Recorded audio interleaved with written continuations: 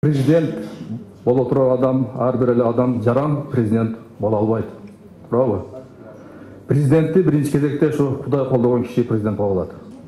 Мына буга чейин канча Акаев президент болду, Бакиев президент болду, Отунбаева, Атамбаев президент болду.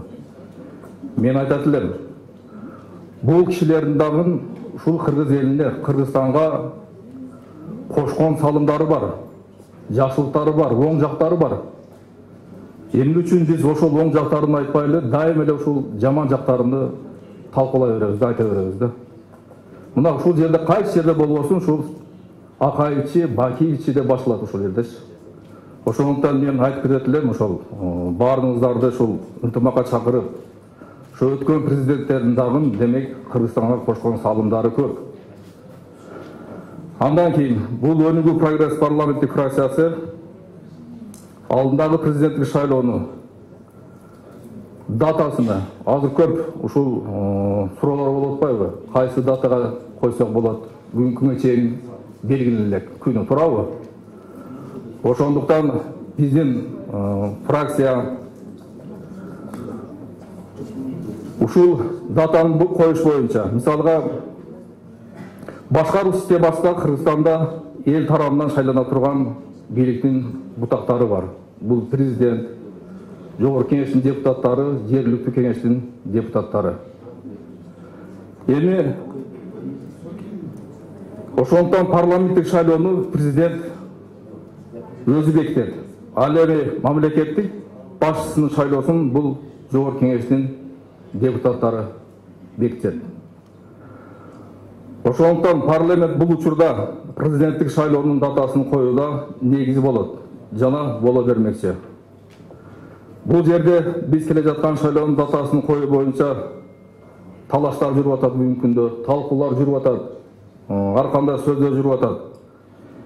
Бирок биздин фракциянын позициясы 2017 жылдын 1 декабрында Кыргызстанда жаңы мамлекет башчысы болушу зарыл деп эсептейбиз.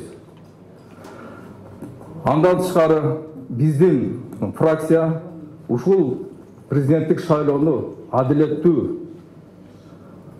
эч кандай уруш талашы жок, тынчтык жол менен өтүшүнү биз колдойт элек. Биз ушундай өзүбүздүн оюбузду ушу билдирип кеткибиз келет. Демек ушул президентке аттанып аткан талапкерлер дагы ушул бири-бирлерине ушул акырет сөздөрдү айтпастан, ушул өздөрүнүн алдыга койгон платформаларына коюп чыга турган болсок, демек эл кимди шайласа, ошол президент болот деген ойду айткыбыз келет. Андан тышкары мына шайлоо системасында да бүгүнкү күндө биз көпчүлүк учурда жаңы участкалык шайлоо комиссияларында мына бүгүнкү күндө айлык маянаны киргизди бардыгыначы. Ошол жерде төрагасы, катчысы, мүчөлөрүгө чейин бүгүнкү күндө ошолор иштеген жумушуна айлык маян ала турган болуптур.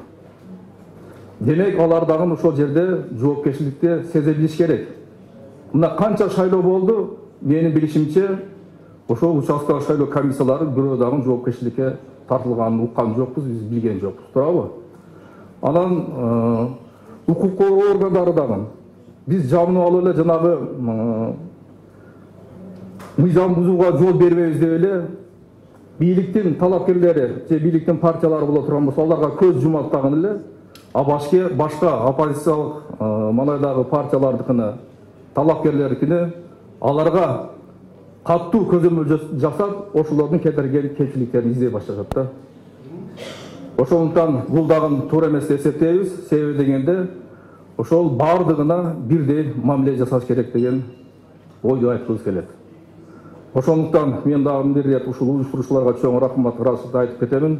Мындай төгөрөк столдор көп болсо, ушундай талкуулар көп болсо, мен ойлойм ушул таза шайлоо өтөт деген ойду айткыбыз келет. Рахмат. Чоң рахмат. Биз тегерек столдорду өткөзүп жүрөбүз.